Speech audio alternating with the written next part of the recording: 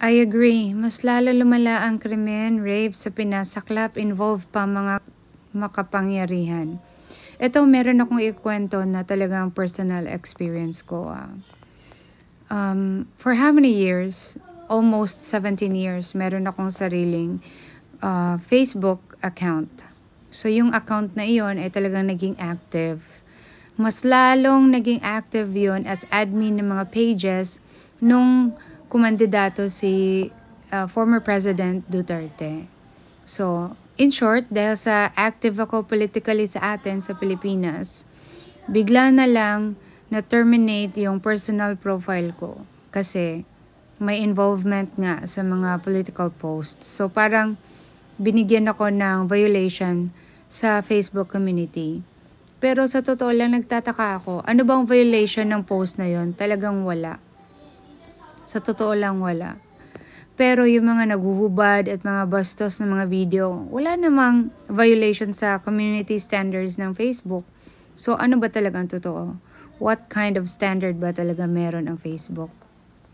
In short, sa dami ng pinagdaanan ko na hindi maganda, masakit, walang tulog, para lang sa ikabubuti ng bansa natin. At kahit pa nawala na yung Facebook ko, sana man lang meron tayong makitang pagbabago. Pero sa mga nangyayari ngayon, lalo na background yung ni-rape bago lang, marami pang ibang ni-rape talaga.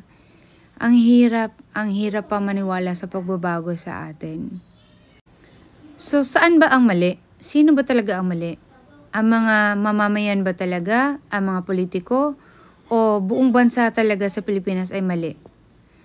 Alam niyo po, kung talagang ang mga politiko or ang leader natin ang may problema, bakit sa panahon ni Duterte nakaya?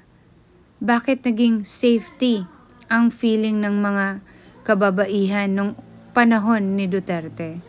Yan yung tanong dyan eh.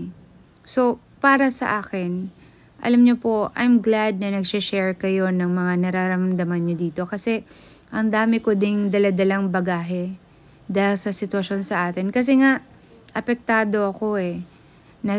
May sumira ng puri ko, meron pang nagkaroon ako ng kaso, tapos iba pa dyan, yung mga iba't ibang salita na hindi mo dapat marinig, at lalo na yung nawala yung Facebook ko na iniingatan ko for almost 17 years.